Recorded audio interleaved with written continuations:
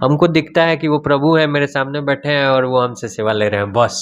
वो 12 साल के रूप में आए, वो 22 साल के रूप में आए या 82 साल के रूप में आए। और ये जब सेवा भाव लगता है तो इतना आनंद मिलता है कि जब, और मैं गांव पर घर पे या दूर दराज इलाकों में इसलिए जाता हूँ ना, कई 100 पेशेंट हैं जो पेशेंट यहाँ तक आने के लिए भाड़ा भी नहीं रख सकते हैं, क्योंकि बिना अध्यात्म के इस कलिकाल, इस कलयुग में केवल नींद के गोलियों के सहारे आप चैन की नींद तो नहीं सो पाएंगे। समझो कि तुम्हारा मन तुम्हें परेशान कर रहा है, तुम और तुम्हारे मन दो व्यक्ति हो। जिस टाइम जो जो तुम्हारा मन करे उस टाइम मन मत करो, मन की सुनो ही मत। और ऐसे कई 100 जानों को हमने यहाँ बचाया है पिछले गत 1.5 वर्षों में, जिनका बचना बहुत मुश्किल था, क्योंकि वो लोग पहले से ही गोपालगंज से बाहर गोरखपुर और पटना रेफर थे। बात करता हूँ कि डायबिटीज़ के बढ़ने में क्या कारण है, तो वो है भविष्य का चिंतन और बेवजह का स्ट्रेस। अल्पाहार कीजिए, बार बार भोजन कीजिए। भोजन में रोटी चावल की मात्रा कम रखिए, हरे सब्जियां, दाल दलहन, प्रोटीन इत्यादि की मात्रा ज़्यादा रखिए। पेट इत्यादि आपका कम से कम निकले, प्रयास ये कीजिए। कुछ हम प्रयास करते हैं चिकित्सक के तौर पे अपने ज्ञान तजुर्बे का, लेकिन ठीक करने वाले ऊपर वाले हैं, वो जो ईश्वर हैं, उनकी कृपा होती है तभी एक जीव ठीक होता है। नमस्कार, अभी गोपालगंज में हैं और गोपालगंज के सक्षम हॉस्पिटल के प्रांगण में बैठे हुए हैं। मेरे बगल में जो व्यक्तित्व की उपस्थिति है, नाम हुआ डॉक्टर अभिषेक रंजन जी। और अभिषेक रंजन नाम केवल चिकित्सा के क्षेत्र में ही नहीं, समाज सेवा के क्षेत्र में, अध्यात्म के क्षेत्र में, जिस क्षेत्र से भी अगर आप जोड़ के देखें तो अभिषेक रंजन का नाम बहुत बड़ा नाम है। बात जब कोरोना काल की करें तो कोरोना काल में सारे बड़े बड़े अस्पतालों के जब दरवाजे बंद हो गए थे, उस समय आध्यात्मिक शक्ति और ईश्वर की बड़ी अनुग्रह रही इनके ऊपर, और तमाम शक्तियों के साथ जो है अभिषेक रंजन जी एक एक लोगों की सेवा करते रहे और जीवन दान देते रहे।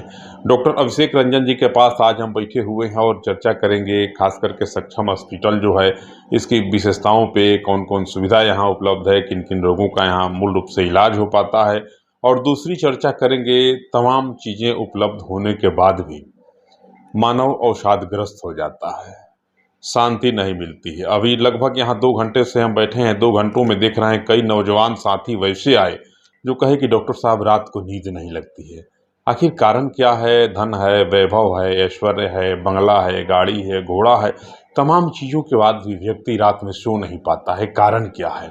सबसे पहले बिना किसी लौंग लपेट के डॉक्टर साहब से बात करते हैं। बहुत स्वागत है आपका और हृदय से वंदन है, अभिनंदन भी आपका। बहुत बहुत धन्यवाद शंभू जी, और आपका बहुत बहुत आभार कि आपने इस काबिल हमें समझा कि आपके कुछ शब्द से हमें भाव विभोर भी किया। और जैसा कि आप देख रहे हैं, आप कुछ समय आज अस्पताल में हैं, कि जो हॉस्पिटल है, ये हॉस्पिटल में एक आध्यात्मिक जुड़ाव सबसे ज़्यादा मायने रखता है मेरे लिए व्यक्तिगत तौर पे, क्योंकि हम प्रयास करते हैं चिकित्सक के तौर पे अपने ज्ञान तजुर्बे का, लेकिन ठीक करने वाले ऊपर वाले हैं, वो जो ईश्वर हैं, उनकी कृपा होती है तभी एक जीव ठीक होता है और सही जगह पहुंचता है जब उसे ठीक होना होता है। और यही बस भाव रखना है। अभी हम देख रहे हैं कि औषधीय परामर्श के साथ साथ आप आध्यात्मिक परामर्श भी दे रहे हैं। एक नौजवान को बताए कि नाम भजन करो, नाम भजन करोगे तो शांति मिलेगी, और जब शांति मिलेगी तो निद्रा स्वतः आ जाएगी। देखिए, अब 20-22 साल के वो लड़के थे और मैंने उसको पूछा कि क्या मुख्य बीमारी है, तो बोले कि सर हमको चिंता घबराहट होता है। मैंने बोला कोई हादसा हुआ है? तो कोई नहीं, कोई हादसा नहीं हुआ है। तो मैंने उसको यही प्रयास किया समझाऊं कि अगर अभी से मैं तुम्हें डिप्रेशन की नींद की गोलियां दूंगा तो तुम्हारा भविष्य क्या रह जाएगा। तुम दिन भर सोओगे, रात भर सोओगे, तुम्हारा जो जवान शरीर है, जवान शरीर है, जिसके लिए प्रकृति ने तुम्हें सारे सुडौलता दी है, तुमको जवान बनाया, जो तुम्हारा कर्तव्य कर्म है परिवार के लिए, समाज के लिए, तो कुछ नहीं कर पाओगे। तो दवाइयों से अच्छा है कि तुम ये समझो कि तुम्हारा मन तुम्हें परेशान कर रहा है, तुम और तुम्हारे मन दो व्यक्ति हो। जिस टाइम जो जो तुम्हारा मन करे उस टाइम मन मत करो, मन की सुनो ही मत। अपने आप के ऊपर इतना लगाम रखो कि मन जो बोले उसके विपरीत करो। मन बोलता है ये भोग करना है, ये खाना है, तो खाओ, लेकिन उस टाइम मत खाओ। देखो मन को अगर उसके हैसियत पे, उसके कंट्रोल में रख के देखो, फिर ऐसा वो भूत है कि अगर उसको एक बार ठौर दे दिया जाए तो मन नियंत्रित रहेगा। और मेरा मन नियंत्रित है, इस वजह से मैं अध्यात्म के तरफ झुकाव रखता हूँ, क्योंकि बिना अध्यात्म के इस कलिकाल, इस कलयुग में केवल नींद के गोलियों के सहारे आप चैन की नींद तो नहीं सो पाएंगे। लाख आपके पास बंगला, गाड़ी, पैसा हो, शोहरत हो, कोई भी इंसान जो अध्यात्म से नहीं जुड़ा उसको चैन की नींद नहीं आएगी। या तो वो परमार्थ का पथ धारी होगा, जो परमार्थ के पथ पे चल रहा है, तब उसे नींद आएगी। नहीं तो वो कहीं ना कहीं कर्तव्यनिष्ठ होगा, ईमानदारी से अपने समाज अपने परिवार के प्रति, तभी नींद आएगी। दूसरा सबसे बड़ा सवाल है सर, शुगर। पहले शुगर लोग, जब हम लोग बाल्यकाल में देखते थे, लोग कहता था कि फलना को चिनिया रोग हो गया, लेकिन पहले गिने चुने किसी गांव में 1-2 व्यक्ति को शुगर मिलता था, चिनिया का रोग मिलता था।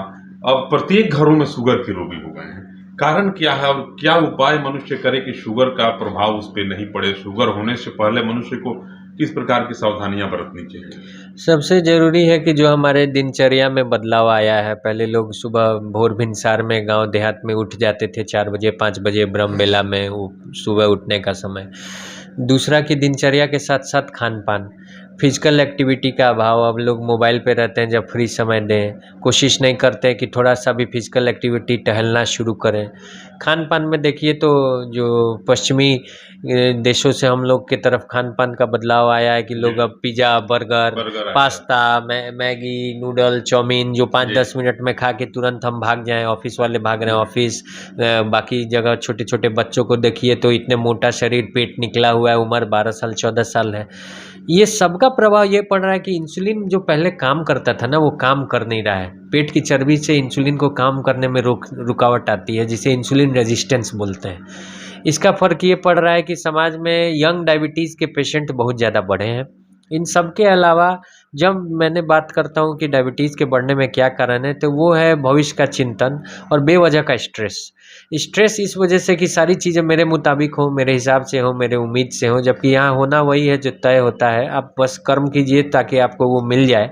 जिसके पास सब कुछ है उसको भी तनाव है किसी और के चलते कि उसके मेरे पास मेरे से ज़्यादा है, इसका भी तनाव है कि मेरे पास जो है उससे भी ज़्यादा है।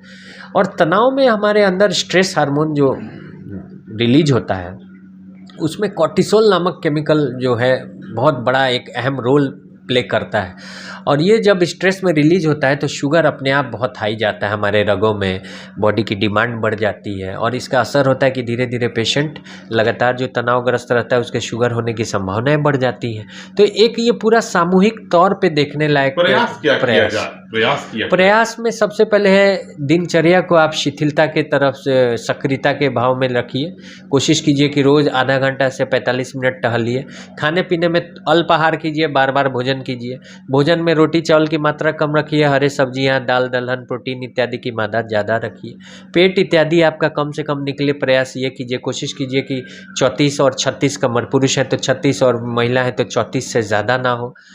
कोशिश ये भी करनी चाहिए कि रात में नींद अच्छी आए। जल्दी भोजन कर लीजिए और भोजन और नींद के बीच में 2 से 3 घंटे का गैप रखिए।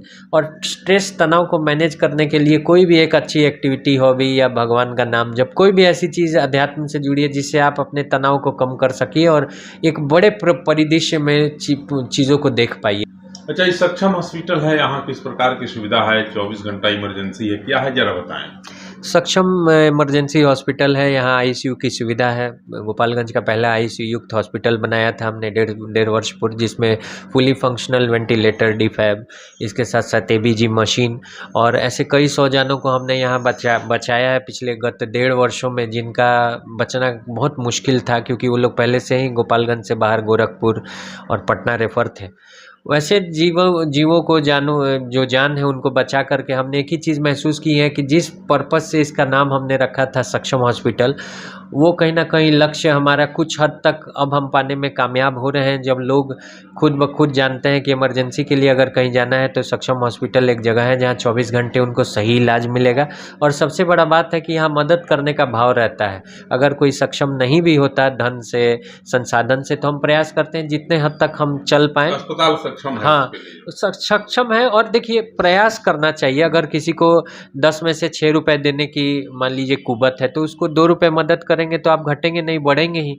और हर कोई तो ऐसा नहीं है कि हर कोई ही गरीब है कि सब कोई मदद के लिए आश्रित है, लेकिन जिनकी ज़रूरत होती है उसको मैं खुद से करता हूँ और ये भाव रखता हूँ कि सेवा भाव को प्राथमिकता दूँ, न कि यहाँ किसी और औचित्य को प्राथमिकता दी जाए। इतना बड़ा नाम है उत्तर बिहार का चिकित्सा के क्षेत्र में, उसके बाद भी आपको कई जगह हम देखते हैं, ग्रामीण क्षेत्रों में भी जाते हैं, वहाँ जाकर के निःशुल्क कैंप करते हैं। अपना इतना बड़ा अस्पताल, इतनी सारी सुविधाओं को छोड़ करके कई दिन आप ग्रामीण क्षेत्रों में फ्री में कैंप करके इलाज करते रहते हैं। आपको थोड़ा सा कि नहीं लगता कि मेरा प्रैक्टिस डाउन होगा, अस्पताल की व्यवस्था बिगड़ेगी? नहीं, पहली बात यह है कि देखिए, प्रैक्टिस डाउन तब होगा जब प्रैक्टिस आपका खुद का अर्जित होगा।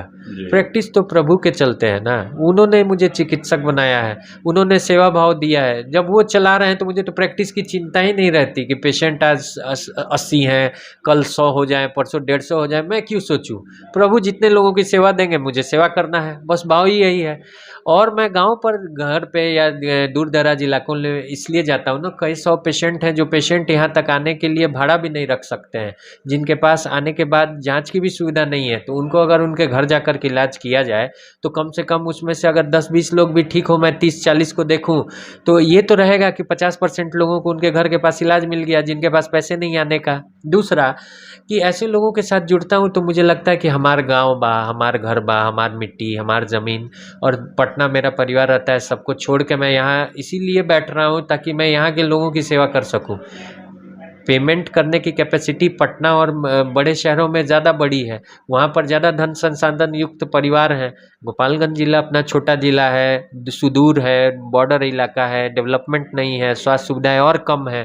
तो अगर हमारे जैसे लोग जो यहाँ से ऊपर बढ़े हैं वो जिले के लिए ये सेवा भाव नहीं रखेंगे तो बाहर से तो कोई आके और नहीं रखेगा। के लिए सर आप 15 से 20 मिनट समय दे रहे हैं, दूसरे कई चिकित्सक लोगों के पास हम लोगों का जाना होता है, 5 मिनट अगर डॉक्टर साहब समय दे दिए पेशेंट के साथ तो लगा कि बहुत ज़्यादा समय दे रहे हैं। सबसे एकदम परिवार के जैसा बैठाना, सबसे एकदम आत्मीयता व्यवहार करना, लगता है पेशेंट को कब बहुत देर से मैं बैठा हूँ, देख रहा हूँ कि जो लोग दिखाने आते हैं उनको लगता है कि मैं अपने परिवार के सदस्य के साथ बैठा हूँ। यह भाव कैसे जागृत हो जाता है मन में? मुझे देखिए, एक काम करने के लिए ईश्वर ने चुना है चिकित्सक के तौर पे इस जीवन में, और उन्होंने ये दायित्व दिया है कि जिससे भी तुम जुड़ो उसको मेरा अंश मान करके उस सेवा भाव से देखो कि मैं ही तुम्हें सेवा देने का मौका दे रहा हूँ।